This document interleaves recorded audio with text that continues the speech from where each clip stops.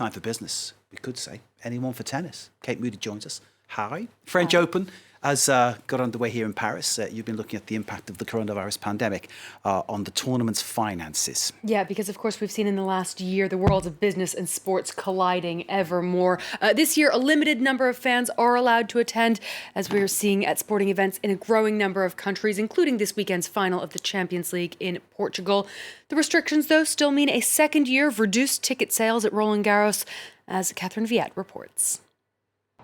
Eager tennis fans lined up to enter the Roland-Garros complex as the French Grand Slam got underway.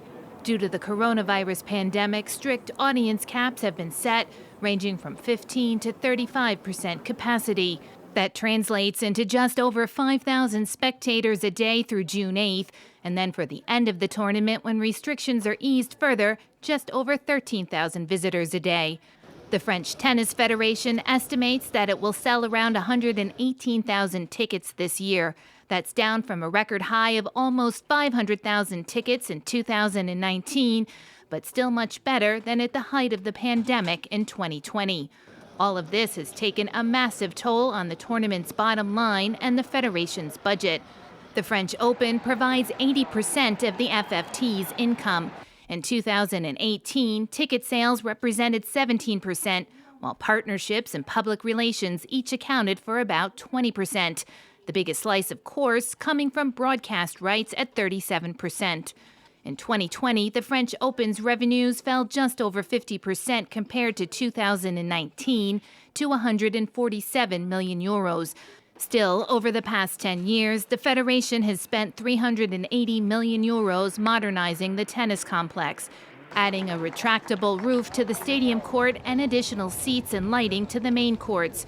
The upgrades make the complex less dependent on the weather and have the added bonus of allowing evening matches, an attractive prospect for broadcasters who can now air the matches during prime time.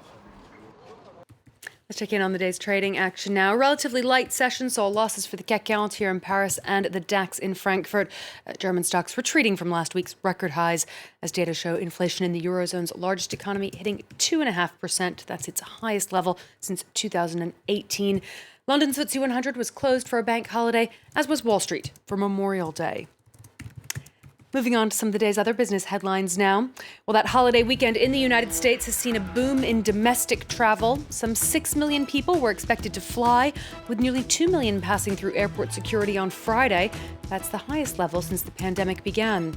Road traffic was also up around 60% on last year. Memorial Day traditionally kicks off the summer season in the U.S. Nestle is reviewing its brands after an internal document labeled 60% of its food and drink products as unhealthy. The Swiss giant said it's updating its nutrition and health strategy, including reducing sugar and sodium content. The Financial Times was the first to report on that overhaul. And top-ranking finance officials who have received the COVID vaccine will be exempt from Hong Kong's strict quarantine requirements. The government said it was trying to protect its status as an international finance centre. 2 banking executives from any given organization can apply for that free pass per month, but they'll have to take several COVID tests and inform authorities of their schedule. The Organisation for Economic Cooperation and Development has revised its forecast for this year upwards. The organization expects the global economy to grow 5.8% this year. That's up from its last forecast of 4.2% in December. The U.S. outlook has been nearly doubled to 6.9% before slowing down slightly next year. And the EU is on track to expand 4.3% in 2021 and 4.4% in 22. But the OECD has warned that many headwinds persist, including the slow pace of vaccination in developing countries. And it says that the economic recovery will be uneven, with developing economies and the most vulnerable populations lagging behind. Many borders could continue to stay closed, further hampering trade, tourism, investment, and ultimately jobs. Another risk is inequality.